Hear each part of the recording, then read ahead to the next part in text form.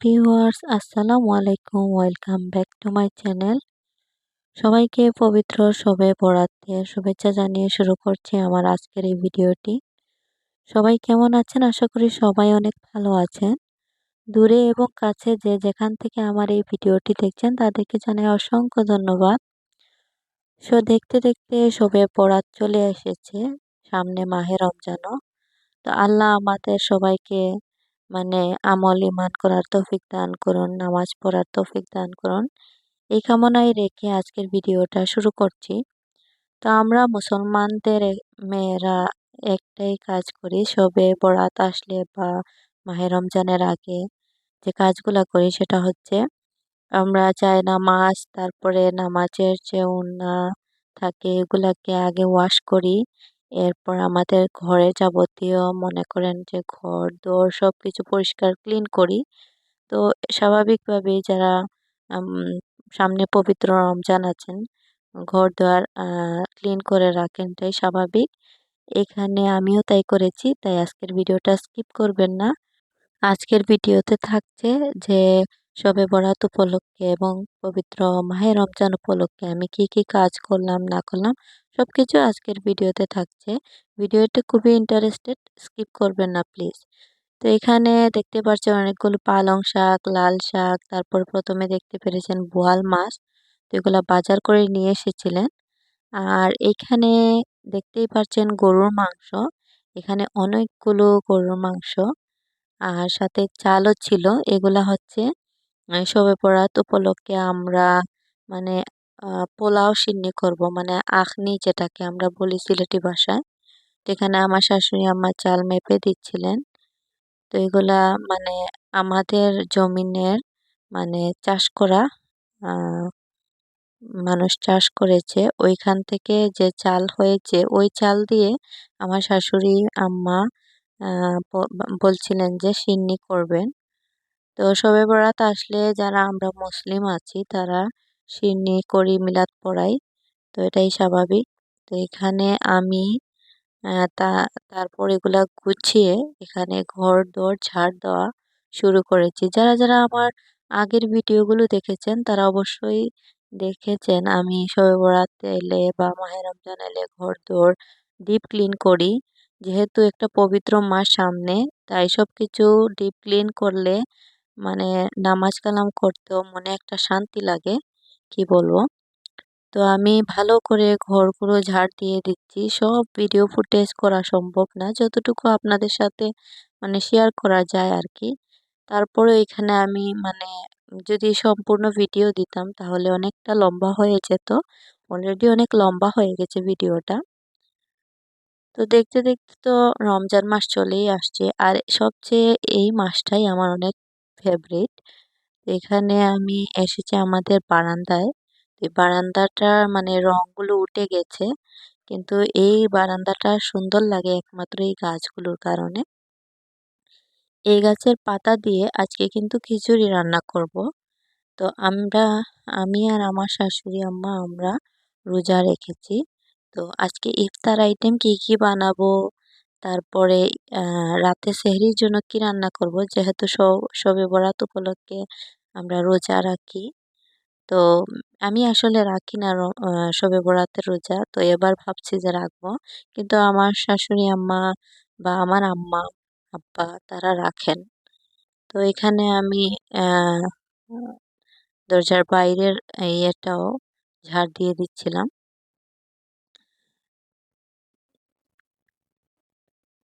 তো সিঁড়ি গুলো ঝাড়ু দিতে এত কষ্ট লাগে, তারপরও দিতে হয় আর কি।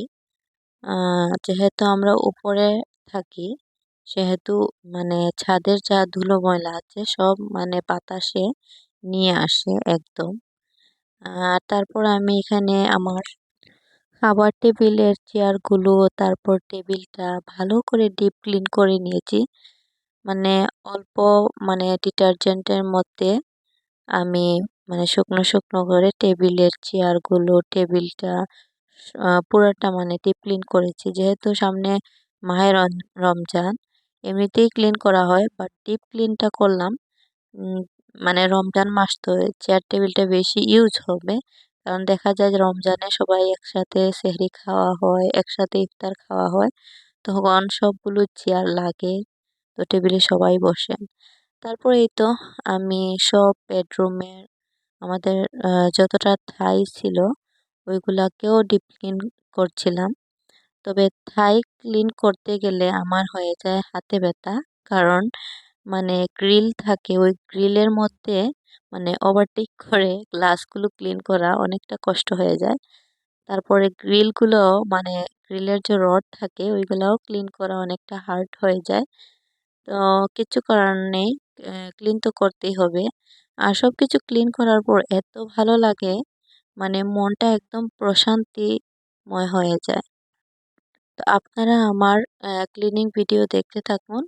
আর যারা এতক্ষণ পর্যন্ত আমার ভিডিওটা দেখে ফেলেছেন তাদেরকে একটা রিকোয়েস্ট করব, প্লিজ ভিডিওটা স্কিপ করবেন না, একটা লাইক দিয়ে আমার ভিডিওটা সম্পূর্ণ কন্টিনিউ করবেন। আশা করি আমার ভিডিওটা ভালো লাগবে, আর যদি ভালো লেগে যায় অবশ্যই আমার চ্যানেলটিকে সাবস্ক্রাইব করবেন।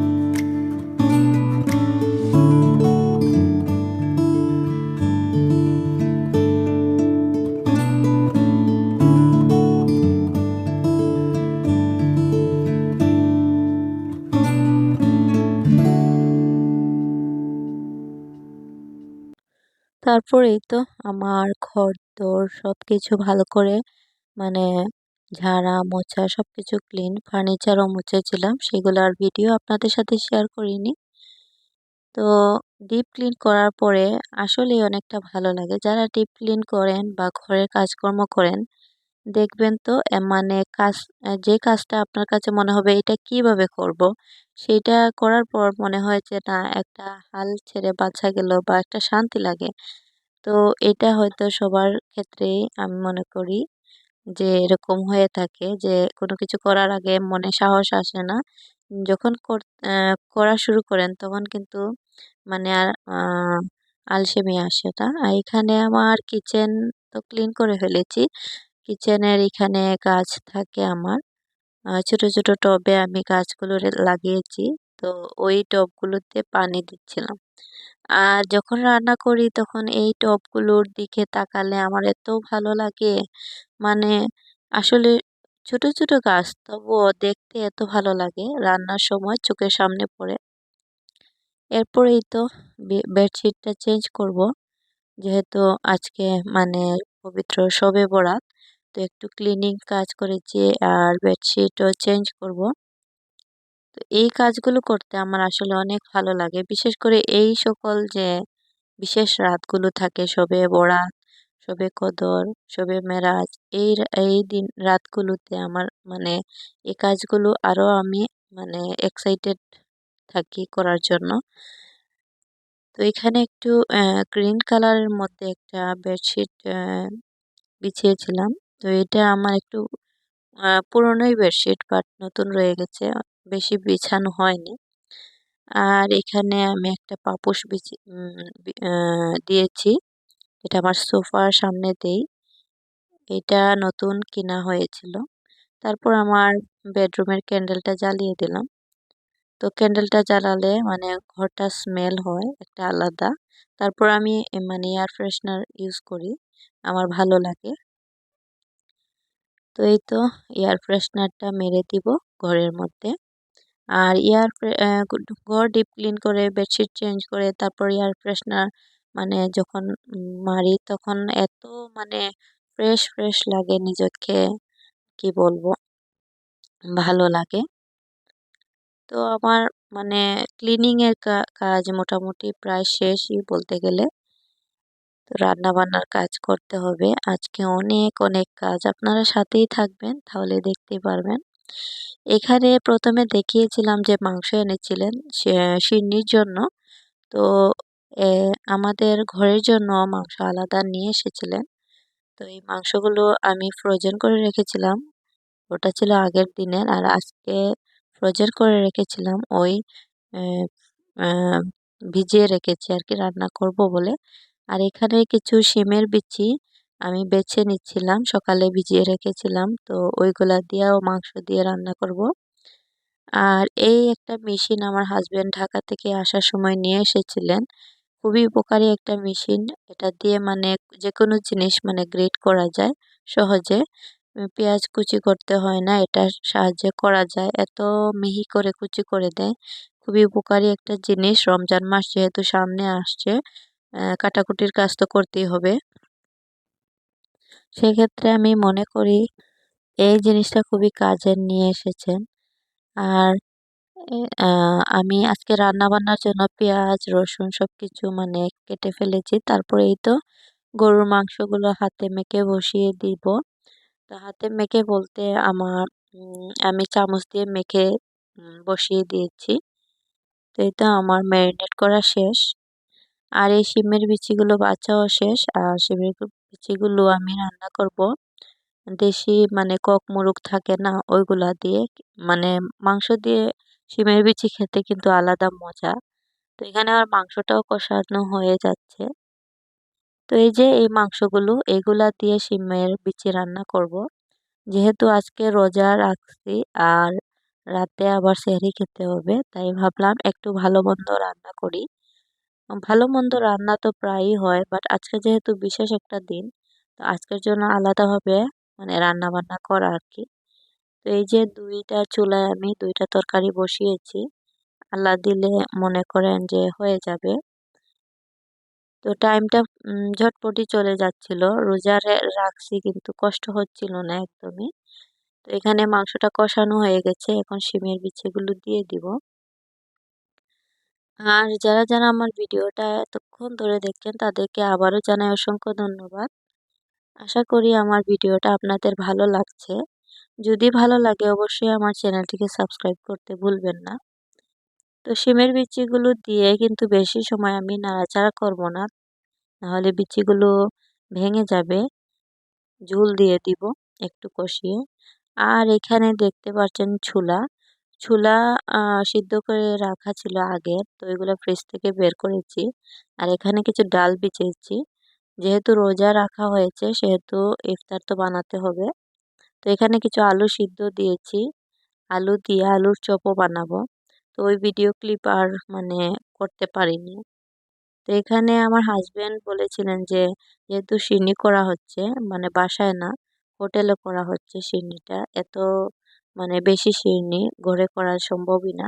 তো উনি আমাকে বলেছিলেন যে ঘরে মানে কোনো পোলাও বা খিচুড়ি রান্না করো না, সিন্নি নিয়ে আসবো আসার সময়। কিন্তু উনি ব্যস্ত থাকায় উনি নিয়ে আসতে পারেনি। আমাকে ফোন দিয়ে বললেন যে তোমরা খিচুড়ি বা পোলাও একটা বানিয়ে খাও ইফতারের আগে, আমার আসতে দেরি হবে। তাই তো খিচুড়ি মানে রান্না করা আর কি। তো সারাদিন রোজা রেখে খিচুড়িটা কিন্তু আমি মনে করি মাস্ট বেটার। তো এখানে কিছু রোজট পাতা, যেটা আমাদের সিলেটি ভাষায় বলে, তো এটা দিয়ে আমি একটা ব্যাটার বানিয়েছি। এটা দিয়ে একটা পাপড়ার মতো করব। মানে বেগুনি যেভাবে আমরা করি ওইভাবে এই পাতা দিয়ে করলে এত মানে খেতে ভালো লাগে। আর এই পাতাটা খেলে কিন্তু হজম শক্তি বাড়ে, যেহেতু সারাদিন রোজা রাখা হয়েছে তাই। আর এই তো সন্ধ্যার আগে চলে গেলাম ছাদে। সূর্য যখন ডুবে যাচ্ছিল একদম লাল হয়ে তখন, তো ওই সময় আমরা মানে একটা তসবিহ পড়ি শবে বরাতে। ওই সময় তসবিহটা পড়লে যত আত মানে ইয়ে আছে, আগের মুরব্বীরা বলেন যে তাদের আত্মা মানে শান্তি পায়। তো যাই হোক, এখানে আমি ছাদ থেকে এসেই পেঁয়াজুটা বসিয়েছিলাম। আর তারপর এই তো ফলমূল কাটতে লেগে গেলাম। তো ফলমূল কাটছি ঠিকই, কিন্তু ওই যে তাড়াহুড়ো হয়ে গিয়েছিল, আজান পড়ে গিয়েছিল, তাই আর মানে টেবিলে নেওয়াটা হয় নাই। ফলমূল কাটা হয়েছে মানে ইফতারের সময় খাওয়ার জন্য, বাট টেবিলে নিতে ভুলে গিয়েছিলাম। তো এই তো আমার ফলমূল কাটা শেষ। আর ইফতারের সময় মানে এত বেশি আহামরি কিছু খাওয়া যায় না, বাট সবকিছু সামনে থাকলে দেখতে ভালো লাগে। তারপরে এই তো আমার ফলমূলগুলো কাটা শেষ, মানে ফটো শুট করা আর কি বাকি এইটাই। তারপর এই তো আমাদের ইফতার আইটেম। তো বললাম যে আহ, মানে অনেক জিনিস মানে তাড়াহুড়ো করে নিয়ে আসছি, অনেক জিনিস আবার কিচেনেও রয়ে গেছে, আনতে ভুলে গিয়েছিলাম। তো আজকে মানে একটা রমজানের ভাইব পাচ্ছিলাম আর কি, যে শবে বরাতে রোজা রেখে ইফতার বানিয়ে। তারপরে তো আমার হাজবেন্ড সন্ধ্যা পর এসেছিলেন মানে সিডনি নিয়ে ঘরের জন্য। আর সব সিডনি মানে বাড়িতে নিয়ে গিয়েছিলেন, ওখানে ওরা মিলাদ পড়াবেন, মিলাদ পড়ে ওইখানে বাঁধবেন। আর বাসায় শুধু বাসার জন্য নিয়ে এসেছিলেন। এখানে আমাদের আরো যারা আত্মীয় স্বজন আছেন তাদের মানে একসাথে মানে ভাগ করে রাখা হয়েছে। সন্ধ্যা পরেই তো কি বানাবো, আজকে যেহেতু শবে বরাত তাই ভাবলাম একটু সেমাই করি। তো শবে বরাতে কেউ কেউ হালুয়া করেন, রুটি করেন। তো আজকে যেহেতু অনেক কাজ আমি সেগুলো করতে পারিনি, তো ভাবলাম সেমাই করি। সেমাই করলে সেমাই আর চা খেয়ে সন্ধ্যার নাস্তাটা হয়ে যাবে। যেহেতু সারা রাত মানে জেগে থাকতে হবে, সেহেতু তো টুকটাক জিনিস খাওয়া পড়বেই। তো এই তো আমার সেমাইটা রেডি। এই তো ফলমূল বললাম না, ইফতার সময় খাওয়ার কথা মনে নেই। তো এখানে সন্ধ্যার পরে আবার আমরা মানে ঠান্ডা আর ফলমূল খেয়েছি। আর এই তো এই যে সেমাই বানিয়েছিলাম ওইটা। তো নামাজের টাইমও হয়ে গিয়েছিল, নামাজ পড়তে হবে। আর সবাই সবার জন্য দোয়া করব, এটাই স্বাভাবিক। তো যারা যারা আমার ভিডিও দেখছেন তাদেরকে একটাই রিকোয়েস্ট করব, আমার পরিবারের জন্য আমার জন্য সবাই একটু দোয়া করবেন। আল্লাহ যেন সবাইকে ভালো রাখেন। আর এখানে কিছু সেমাই, তারপর কিছু সিরনি ফ্ল্যাটগুলোতে দিয়েছিলাম। আর এখানে তো সন্ধ্যা পরে আমি মানে বাতি জ্বালিয়ে দিই, যেহেতু শবে বরাত। তো সেহেতু মানে ঘরকে অন্ধকার রাখা ঠিক না। আর যেহেতু আগুন একটা পবিত্র জিনিস, তাই মানে আগুন তো আগেই ছিল, এখন হয়তো নেই। এখন হয়তো বিদ্যুৎ চলে এসেছে। কিন্তু আগে কিন্তু মানুষ এই বাতিগুলোই জ্বালিয়ে দিত। তো আমি এখানে সব জানালা দরজায় মানে মোমবাতি জ্বালিয়ে দিয়েছি। জানি না এটা কে কিভাবে নিবেন, বাট আমি এরকম করি। আমার কাছে মনে হয় যে মানে আগুন একটা পবিত্র জিনিস, আর এই পবিত্র রাতে মানে বাতি জ্বালালে আরো পবিত্রটা বেড়ে যায়।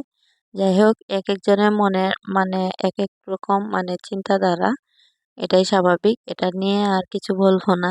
এখানে দেখেন আমার মেয়ে কি সুন্দর, ও কোরআন শরীফ পড়তে চাচ্ছে। তো আমি তো ওর জন্য কোরআন শরীফ তো দেওয়া যাবে না, তাই এক দোয়ার বান্ডারের একটা ছোট্ট বই ছিল, ওইটা ওকে দিয়েছি।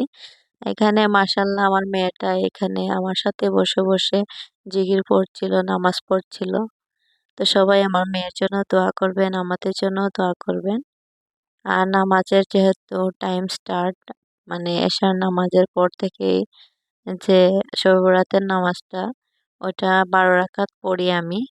কেউ কেউ আর অনেক বেশি পড়েন, তবে ১২ রাকাত পড়াটাই উত্তম। তো এই নামাজ পড়বো। এখন এশারের নামাজ পড়ছি। এশারের নামাজ পড়ার পর আমার মেয়ের বায়না, ও নাকি ফুলঝুরি চালাবে। তো ফুলঝুরি ওর আব্বুকে বলেছিলাম নিয়ে আসার জন্য, কিন্তু উনি নিয়ে আসেন নাই। আমার পরে আমার মানে ঘরের মধ্যে ছিল, ওইগুলা জ্বালিয়েছিলাম। কিছু মানে নষ্ট হয়ে গেছিল, ড্যাম্প ছিল। তারপরেও মনে করেন আমার মেয়ের খুশির জন্য জ্বালিয়ে দিয়েছিলাম। তো আমরা ছোটবেলায় এরকম জ্বালাতাম ফুলঝুরিগুলো, আর আনন্দ পেতাম শবে বরাতের সময় আসলে। তো আমার মেয়েকেও এরকম আমি করছিলাম, যাতে ও বুঝতে পারে যে আজকের রাতটা একটা বিশেষ রাত। আর এই দিনে মনে করেন নামাজ পড়তে হয়, নামাজ কালাম করতে হয়। তো এরকম একটা ভাইব দেওয়ার জন্য ছোট মানুষকে মানে আনন্দ দিচ্ছিলাম, এটাই আরকি। তো সবাই ভালো থাকুন, সুস্থ থাকুন। আজকের ভিডিওটা এই পর্যন্তই ছিল। তো পবিত্র শবে বরাতের শুভেচ্ছা জানিয়ে আজকের ভিডিওটা এখানে শেষ করছি। আসসালামু আলাইকুম।